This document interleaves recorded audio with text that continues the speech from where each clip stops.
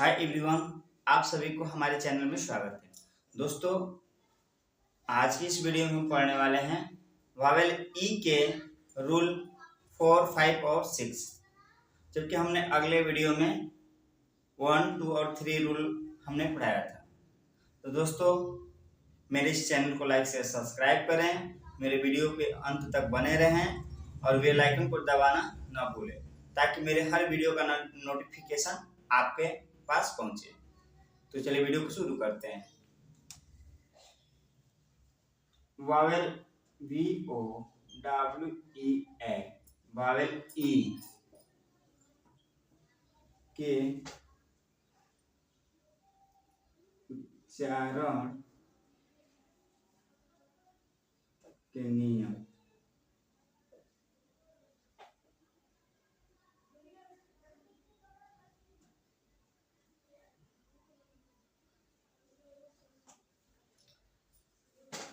मित्रों, हम पढ़ रहे हैं वावेल यानी कि स्वर ई के उच्चारण के नियम को। तो रूल 4 है, रूल 4 है कि जब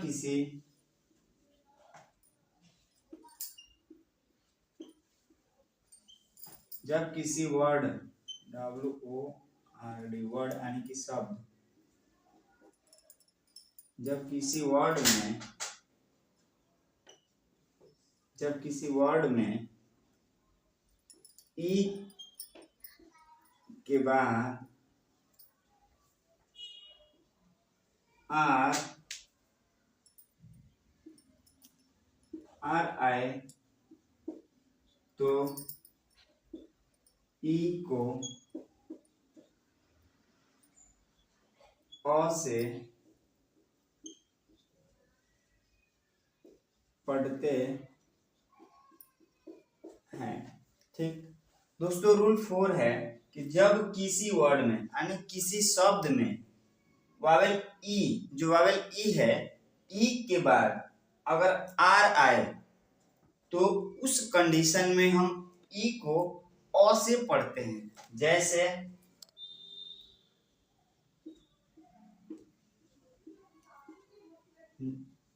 जैसे verb VERB verb. Verb means होता है क्रिया, इसका अर्थ भी नोट कर लीजिए। दूसरा है जर्म GERM। जर्म मीन्स होता है कीटाणु। तीसरा है TERM टर्म।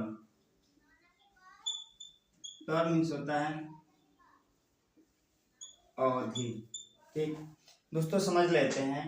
हमने रूल 4 में लिखवाया है कि जब किसी वर्ड में, किसी शब्द में अगर ई के बाद आर आए तो उस कंडीशन में हम ई को अ से पढ़ते हैं। जैसे कि वर्ब है तो यहाँ समझ लेते हैं VERB। तो रूल में क्या है कि यदि ई के बाद आर, तो यहाँ ई है, ई के बाद क्या आया है, आर आया है।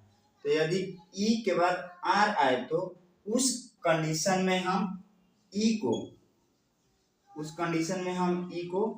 अ से प्रोनाउंसिएशन करते हैं, अ से उच्चारण करते हैं।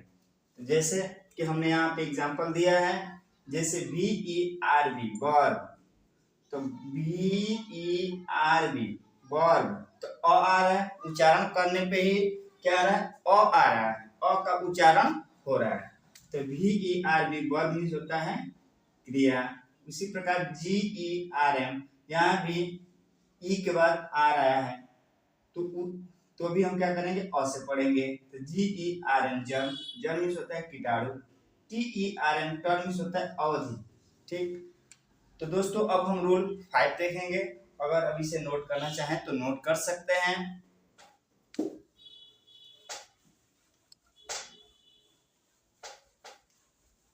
अब हम देखेंगे रूल नंबर 5। रूल 5 है, जब किसी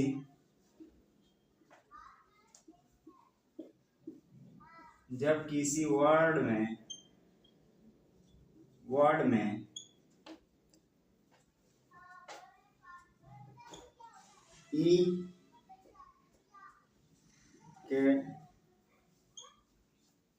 ई के बाद डब्लू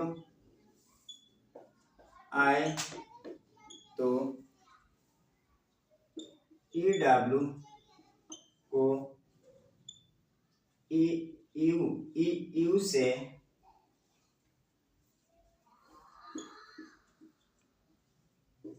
पढ़ते हैं। ठीक दोस्तों, रूल 5 है कि जब किसी वर्ड में किसी शब्द में ई के बाद डब्लू आए तो हम ई डब्लू को ई यू से पढ़ते हैं। जैसे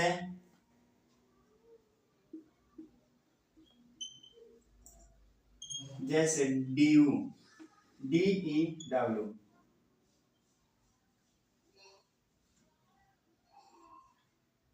जैसे due,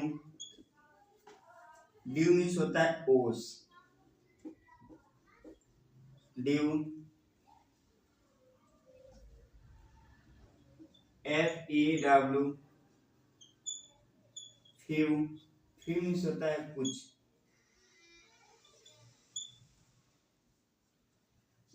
N E W, new, new means होता है नया। ठीक, चलिए समझ लेते हैं।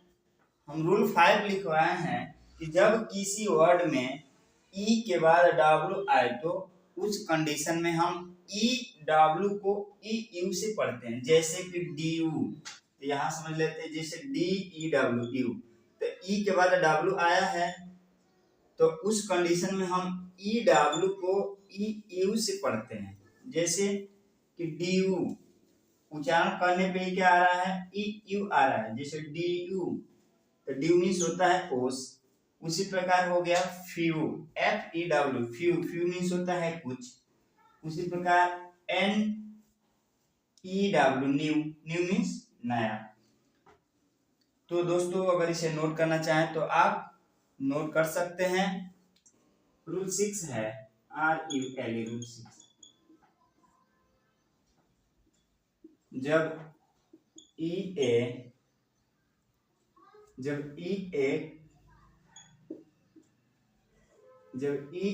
या डबल ई के बाद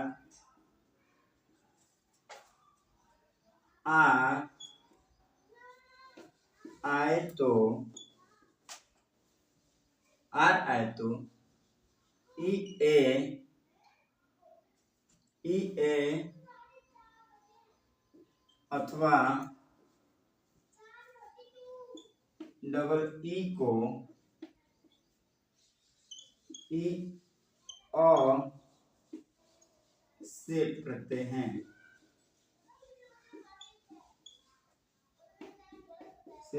हैं, दोस्तों रूल 6 है कि जब ई ए या डबल ई के बाद आर आए तो ई ए या अथवा डबल ई को ई अ से पढ़ते हैं।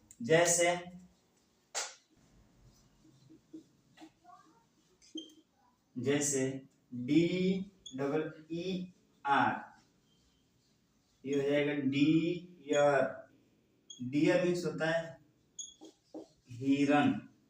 ठीक, CHEER, चीयर, चीयर मीन्स होता है खुश करना, चीयर मीन्स होता है खुश करना। Fear, FEAR, fear, fear means होता है भय या NEAR, नियर, नियर मीन्स होता है पास, पास में अथवा नजदीक,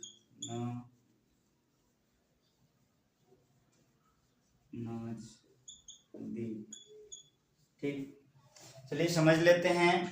रूल 6 है कि जब ई ए या डबल ई के बाद आर आए तो ई ए अथवा डबल ई को उस कंडीशन में हम ई अ से पढ़ते हैं। जैसे कि डी डबल ई आर तो डियर, तो डियर में डी डबल ई आर, तो डियर में डबल ई आया है तो हमने क्या बताया कि अगर ई ए अथवा डबल ई आए तो आर को के बाद आर आए तो ई अथवा डबल ई को ई से पढ़ते हैं।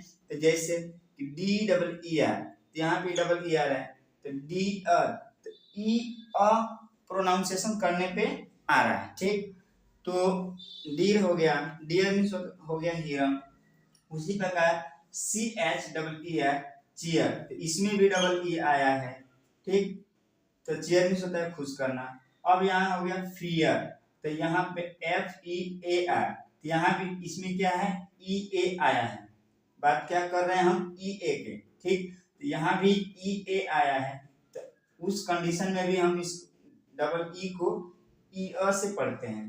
जैसे फियर, तो फियर मीन्स हो गया भय अथवा डर।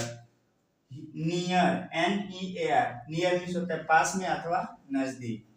तो आई होप, मैं आशा करता हूँ कि वीडियो आप लोग को जरूर पसंद आई हो। इस वीडियो को लाइक शेयर सब्सक्राइब करें।